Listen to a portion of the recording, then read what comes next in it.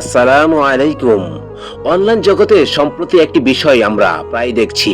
কোনো প্রতিবাদের ভাষা হিসেবে বা কোনো কিছু থেকে মুক্তির বিচ্ছেদ ঘোষণা করতে প্রতীকীভাবে দুধ দিয়ে গোসল করা, কেউ দল ছাড়লে, কেউ সম্পর্ক ছিন্ন করলে এমনটা করছে। এই ধরনের কাজ কি ইসলাম ধর্মের সমর্থন করে? পবিত্রতা অর্জনে এর কি কোনো ভিত্তি আছে? আজকের এই ভিডিওতে আমরা কুরআন ও সহিহ হাদিসের আলোকে জানব ইসলামী পবিত্রতা অর্জনের সঠিক পদ্ধতি কি এবং দুধের ব্যবহার কি হওয়া উচিত। এটি একটি গুরুত্বপূর্ণ আলোচনা, কারণ ইসলামে পবিত্রতার ধারণা খুবই স্পষ্ট। দুধ কি কাজে ব্যবহার করা উচিত আর কি কাজে নয় তা পরিষ্কার করা জরুরি। পবিত্রতার মূল ভিত্তি ইসলামে পবিত্রতা তাহারাত খুবই গুরুত্বপূর্ণ। এর ভিত্তি সম্পূর্ণভাবে ওহী দ্বারা নির্ধারিত।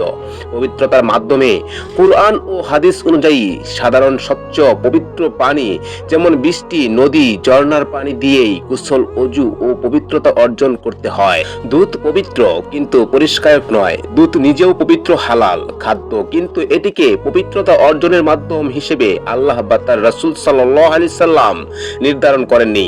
দুধ আল্লাহর প্রদত্ত একটি উত্তম পানীয়, যাকে কোরআনের খালিস পানীয় হিসেবে বর্ণনা করেছে।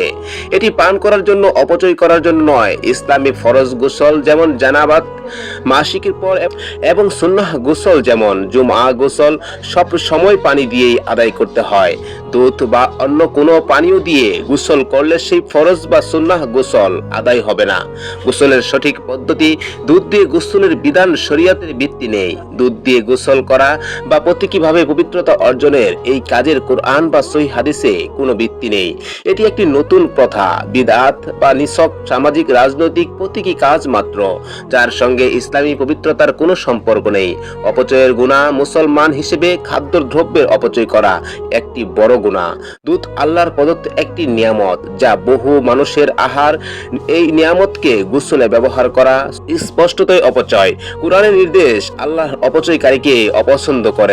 রাসূল সাল্লাল্লাহু আলাইহি সাল্লাম পানি ও খাদ্যের অপচয় করতে নিষেধ করেছেন। সামাজিক বা রাজনৈতিক প্রতিবাদের জন্য প্রতীকীভাবে কিছু করা যেতে পারে, কিন্তু এটিকে যেন ধর্মীয় পবিত্রতা বা গুনাহ মাফের মাধ্যম হিসেবে ভুল না করা হয়। এটি শুধুই একটি সামাজিক প্রথা বা অভিনয়, ইসলামী ইবাদতের অংশ নয়। এই ধরনের কাজ করলে পবিত্র হওয়া যায় না, বরং অপচয়ের জন্য গুনাহ হওয়ার সম্ভাবনাই বেশি।